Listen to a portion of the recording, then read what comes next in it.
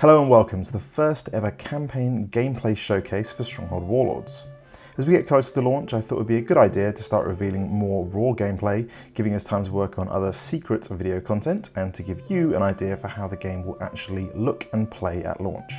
If you don't know what I'm talking about, Warlords is the next entry in our Stronghold Castle Sim series, coming to Steam later this year. The Stronghold games are all about castle building and besieging, with the RTS combat in this title taking place in several different countries across the Asian continent, including, of course, China. Today we'll be showing you a work-in-progress build of the fourth mission from our Chinese portion of the single-player campaign, which charts the rise and rule of Qin Shi Huang. If you aren't aware of Mr. Huang, one of the most influential figures in Chinese history, be sure to check out our video on the rise of the Qin dynasty for a quick history lesson. Now before we begin, let me reiterate that this is a work-in-progress build with many graphics, sounds, and of course balancing still being tweaked ahead of launch. We're currently implementing player feedback on aspects of the game, including UI, AI, and other two-letter acronyms. So if you have any feedback, drop it in the comments below and we'll get back to you. So yes, hello and welcome to Campaign Preview 1, the first in our series of previews for the gameplay of the single-player mode in Stronghold Warlords. Today joining me is senior coder Matt Smith, who you may recognise from last week's Stronghold Sessions interview, and of course our Warlord Q&As. How are you today, Matt? Hello, yeah, I'm good. I'm good. How does it feel to see the game running? It's actual gameplay. Actual gameplay rather than sort of placing one thing down on the map, testing it, and then seeing if it works or not. Yeah, actual gameplay. It's cool. I mean, it does look good in the trailers and it does look good in videos, but there's no substitute for just seeing the game running. For sure. So today's mission is a preview of the Chinese portion of our single-player campaign. You can, of course, see some of the warlords there. I believe we have the mouse. I think it's the tiger and the horse in this map. I know we've got 2 economic and 1 military warlord. Yes. Which of the 3 is your favourite, Matt? If you had to pick one. Well, I actually quite like out of those. Quite like the mouse. Because he's cheap and cheerful. He's quite easy to take control of. He doesn't give you the most amount of stuff in the game, but it's quite, his edicts are cheap to buy. He's cheap to upgrade. He gets the job done. Kind of an early game warlord. Yeah, and I also like the fact that we've got that kind of variety in there. Which, that's something that sort of developed over time. We have, for example, the mouse at one end of the scale, and we have the dragon at the other. He is far more prestigious, and the costs for his various features reflect that. They reflect that, yeah. Yeah. So I think in this one we've got 2 mice, a pig, and a tiger. So those are all kind of, I'd say the pig's kind of like early to mid game, maybe. Yeah. And the tiger's kind of just a solid all-around offensive military warlord, as we'll see in a second. Yeah. There we go. Yes, 2 mice, a tiger, and a pig. Yeah, I think I'd say the tiger's a good sort of benchmark for, like you say, solid. Not one extreme or the other, but it gives you some good attack options. Which was quite it's an important thing to add to the Warlord system, because we'd had similar ideas, in the past games, but this is the first time you'll actually be able to get other people to do your dirty work for you, which is pretty cool, and the tiger can definitely bring it. Yeah. Because it's all based on the estate system from previous games, right? So whereas in the past you'd have to imagine who is the lord of this particular estate, nearby, what kind of character they are. Whereas now you've kind of got this archetype that you can at least kind of imagine what the pig warlord looks like or what the tiger warlord looks like. I imagine the tiger having quite flamboyant attire. Yeah. Yes. But I think he's probably more worried about the sword at his side than what he's wearing, I think. Aren't we all? But it's a flamboyant sword for sure. So obviously, we're going to see later in this demo that you can take over the Warlords in a variety of different ways.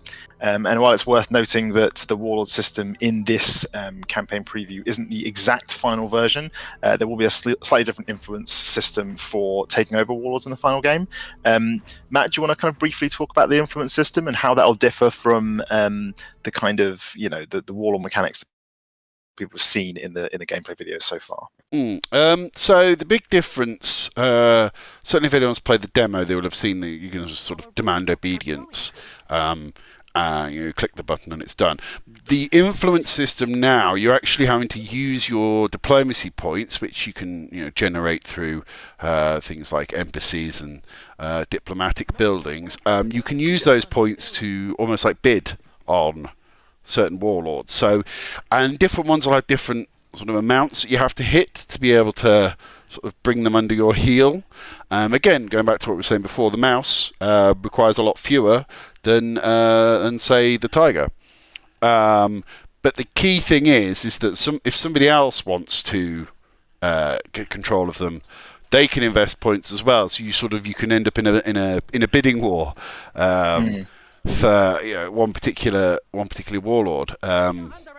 Once and that'll work in both single player and multiplayer, won't it? I think we're adjusting it slightly between the two game modes. There might be a little bit of variation in there.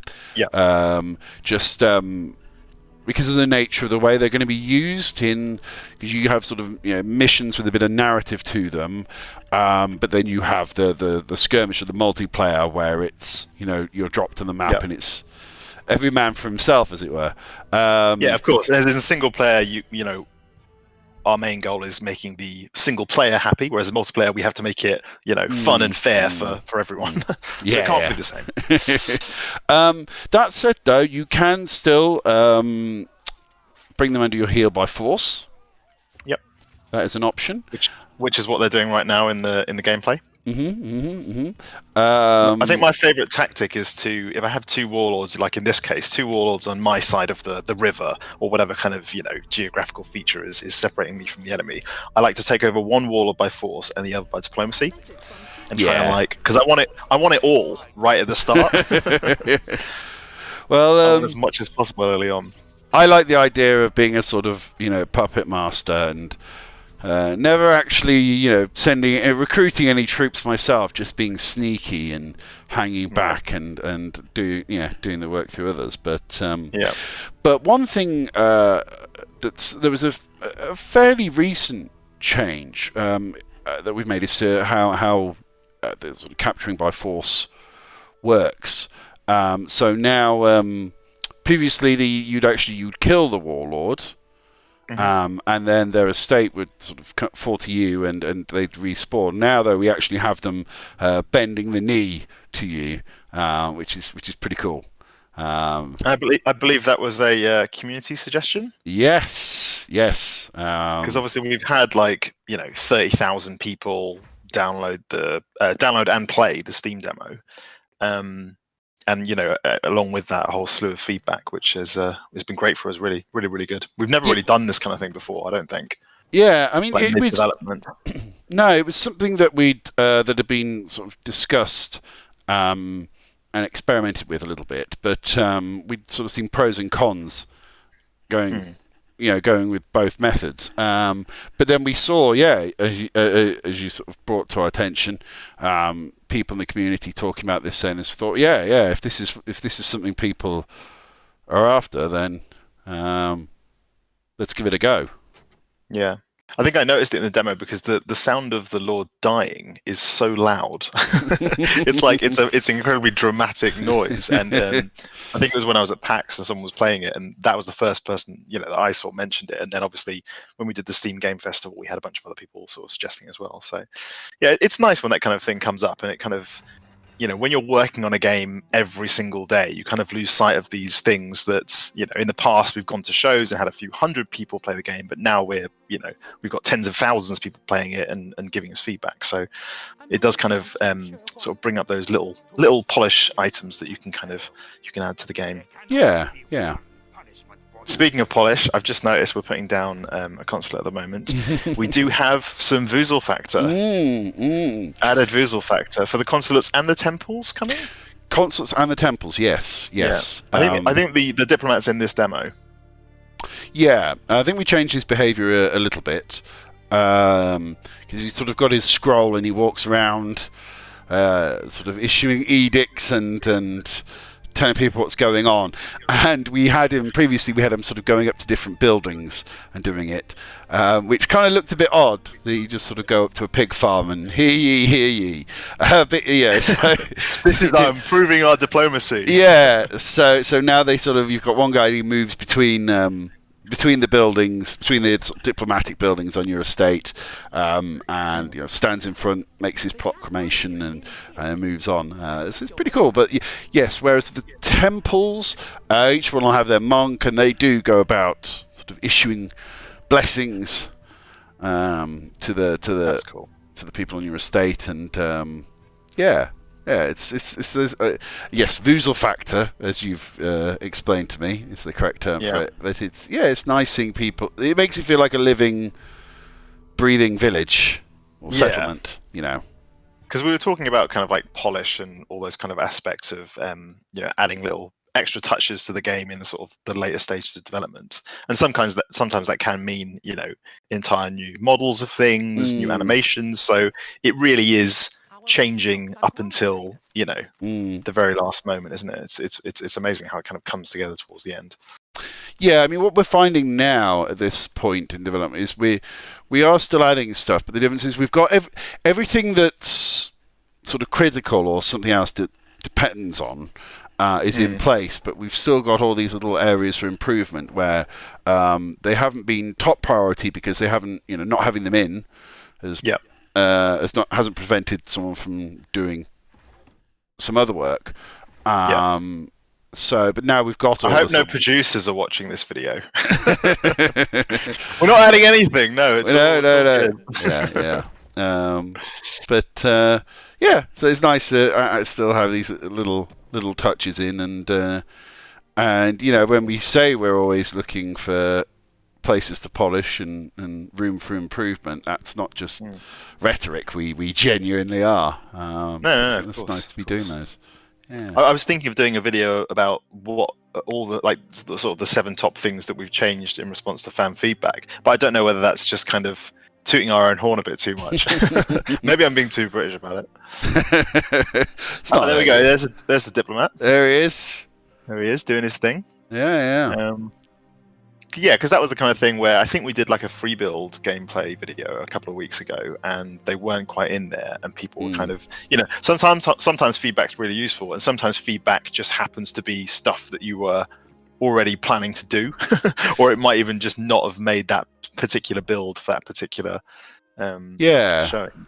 Yeah, just having that little bit of outside perspective on it can be really handy. So this is kind of the typical. This would be my typical strategy, and I believe yours as well. Turtling up as early on and as powerfully as possible. Yep. I am a fan of the sort of the smaller towers, and just scattering a few there with some archers roundabout. Rather than unfortunately, you can't do the classic Stronghold tactic of literally putting 20,000 archers into a single tower and hoping for the best. But hopefully this will be better for gameplay and better for balance. Yeah. See, so the nice thing you're seeing there is making use of the orders, the edicts, so you can sort of compensate for things that you're maybe lacking on your estate. Or it means you can say, okay, well, do you know what? I'm not going to worry about building up this part of my economy. I'm going to focus on something else, but I'm going to get that warlord. I'm going to let him deal with that for me. Yeah. Or in a mission where, a certain resource is completely unavailable, that might be your only option. Mm-hmm. So there are lots of interesting gameplay sort of, ramifications for the warlord system. Yeah, I'm really excited about it. I'm really excited to see what people think of the overall, because obviously in a demo, right, we can only kind of give people a limited amount of perspective on what the kind of ramifications of adding a mechanic like that are. But really looking forward to kind of releasing the core game and seeing what people think of it in single player, in free build, in multiplayer, in skirmish in particular, and kind of those kind of first few weeks of getting feedback and being able to tweak things will be quite interesting, I think. Yeah. One thing I will say of note for those who have played the demo, there was definitely some balance changes. That was balanced for sort of a one-shot demo to show off some things. So you might find certain things work a little differently come release. Yeah, I'll completely assume fault for that, to be honest. I was the one saying the rocket launcher needs to, just blow stuff apart. It is pretty cool. Yeah, and like the original demo as well was I think it was like a 15-minute timer, which is obviously, a quarter of how long you'd expect an average kind of RTS game to last, or maybe like a third or something like that. So yeah, we eventually opened it up so that the demo could be played for longer than 15 minutes, I think, for the Steam Game Fest. But yeah, still the balancing was nowhere near kind of finished. So we're finally in that stage now, which is nice. So yeah. And we're kind of still doing as well. Oh, I just want to just mention the X-ray for units behind the tower. I've just seen a good opportunity to talk about it there. That's received a little bit of polish, I think, since we first showed it. Yes, I think the first iteration of it was basically just sort of block color, and that it made it harder to pick things out in the middle of a fight or when there's a big clump. So we went from the sort of solid colors to what our producer calls the ready